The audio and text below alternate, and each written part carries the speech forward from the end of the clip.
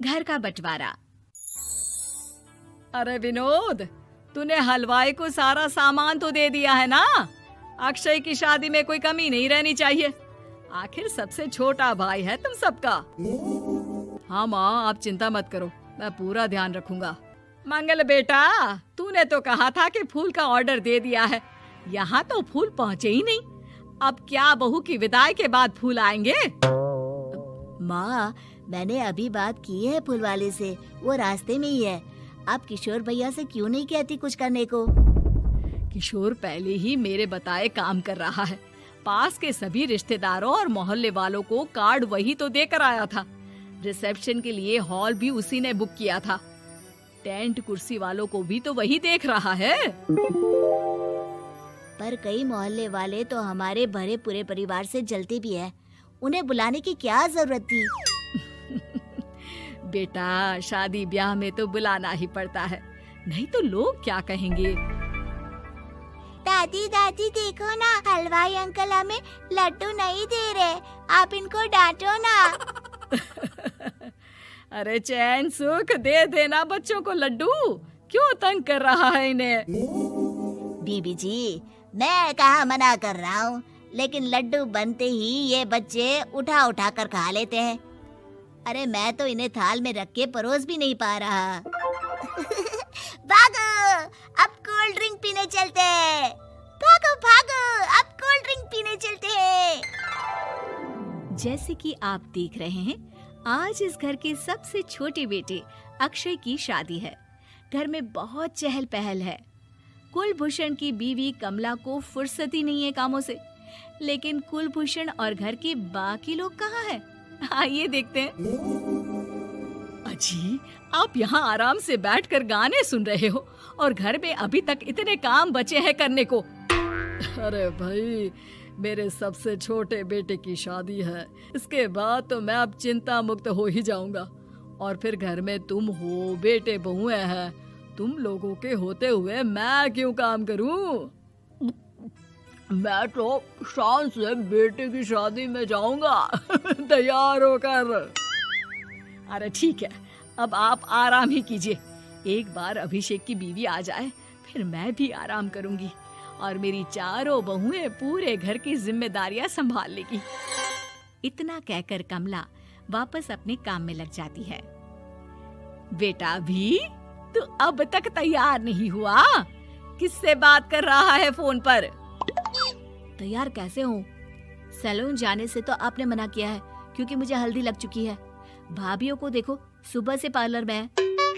अक्षय की शादी हो जाती है और नंदिता बहू बनकर घर आ जाती है, लेकिन इस घर की खुशियों को मानो किसी की नजर लग गई थी। नंदिता के आने के बाद आए दिन घर की शांति भंग होती रहती। अपने माँ बाप की इकलौती बेटी को इतने बड़े परिवार की जिम्मेदारियां कहाँ संभालनी थी? अभी देखो ना, मेरे हाथों की मेहंदी भी अभी नहीं उतरी है और तुम्हारी मम्मी ने मुझे घर के कामों में लगा दिया। मैंने सोचा था कि घर की सबसे छोटी बहू होने के कारण मुझे सब पलकों पर बिठा के रखेंगे, पर यहाँ तो पलक झपकने की भी फुर्सत नहीं मिलती। देखो नंदू, शादी के पहले ही मेरे घर वालों ने तुम्हें और तुम्हारे पेरेंट्स को बता दिया था कि मैं जॉइंट फैमिली में रहता हूँ, तो फिर अब ये शिकायत क्यों? और फिर तुमसे पहले मेरी भाभी भी तो आई थी शादी करके, उन्होंने तो कभी कुछ नहीं कहा। नंदिता तब तो चुप हो जाती है, लेकिन ऐसा बहुत दिनों तक नहीं चलता। अरे नंदिता, माँ बाबूजी की दवाई का टाइम हो गया है, उन्हें दवाई दे आओ और उसके बाद सबके लिए नाश्ता बना देना। पर भाभी, मैं तो अभी अपना फेवरेट सीरियल देख रही हूँ। प्लीज मेरी जगह आप कर लो ना ये काम। ठीक है, मैं तेरी जगह माँ बाबूजी को दवाई दे आती हूँ और नाश्ता बना लेती हूँ। तू मेरी जगह पूरे घर की डस्टिंग करके 5 बच्चों को स्कूल के लिए तैयार करके भेज देना और दोपहर का खाना बनाने के बाद कपड़े धोकर सुखा देना। उसके बाद हम दोनों मिलकर बाजार जाकर सब्जी ले आएंगे, फिर डिनर की तैयारी कर लेंगे और उसके बाद बस भाभी, मैं माँ बाबूजी को दवाई देकर सबके लिए नाश्ता बना देती हूँ। हे भगवान, ये कहाँ लाकर फंसा दिया मुझे। मेरे घर में तो गिनती की 8 रोटियां और 2 सब्जी बनती थी और नाश्ता निपट जाता था। यहाँ तो रोटियों का ढेर और सब्जियाँ बड़े बड़े पतीलों में बनानी पड़ती है। नाश्ता बनते बनते लंच का टाइम हो जाता है और लंच बनते बनते डिनर का। अभी मुझ में तुम्हारे पूरे परिवार का नखरा उठाने की और ताकत नहीं बची। मैं ऐसे नहीं रह सकती। अरे तो क्या चाहती हो तुम? मुझे अलग रहना है बस। तो ठीक है, हम कल ही शिफ्ट हो जाएंगे किराए के घर में। इतना बड़ा घर होते हुए हम किराए पे क्यों रहेंगे? ना जी ना, घर में ही दीवार खड़ी करो अपने हिस्से के आगे। घर के साथ साथ घर की खुशियों में भी दीवार खींच जाती है। ऐसे ही कई महीने बीत जाते हैं और नंदिता माँ बन जाती है। बच्चे के आने से अभिषेक के कंधों पर खर्चों का बोझ आ पड़ता है। अभिषेक का बोझ कम करने के लिए नंदिता भी पार्ट टाइम जॉब कर लेती है, लेकिन इससे उसके सर पर नौकरी, घर और बच्चे की जिम्मेदारी बढ़ जाती है। नंदिता, ये क्या है? तुमने घर भी ठीक से साफ नहीं किया, ना ही मेरे कपड़े धुले हैं। चिंटू के बाल भी कटवाने जाना था, देखो उसके बाल कितने बढ़ गए हैं। अरे करती क्या हो पूरा दिन तुम? मैं करती क्या हूँ? तुम्हारा नाश्ता और लंच बनाने के बाद चिंटू को डे केयर सेंटर पर छोड़कर आती हूँ, फिर खुद ऑफिस जाती हूँ। पूरा दिन काम करके आने के बाद बिना आराम किए बाजार से सब्जियाँ लेकर आती हूँ, घर आकर खाना बनाती हूँ, चिंटू को देखती हूँ और क्या करूँ मैं? तो किसने कहा था अपने सर पर इतने काम लेने को? मत जाओ ऑफिस। ऑफिस जाए बिना घर के खर्चे कहाँ से पूरे होंगे? चिंटू की डे केयर का खर्च, उसके लिए बेबी फूड का खर्च, प्रेस वाले का खर्च, ये सब तुम्हारी सैलरी से होता नहीं है।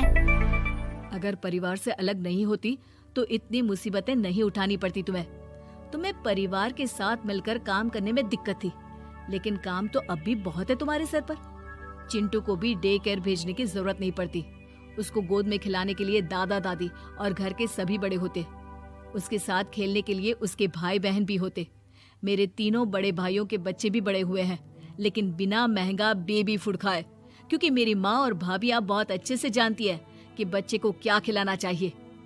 बिजली के बिल जैसे खर्चे भी सब मिलकर बांट लेते थे, लेकिन तुम्हें तो सबसे अलग रहने में ही मजा आता है, तो अब शिकायत क्यों करती हो? बस करो अभिषेक, बस करो।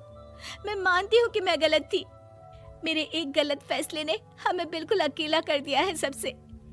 एक घर में होते हुए भी हम बाकी परिवार से अजनबियों की तरह रह रहे हैं। अभिषेक और नंदिता की सारी बातें घर के बाकी लोगों को सुनाई दे रही थी। तभी कमला बोल पड़ती है।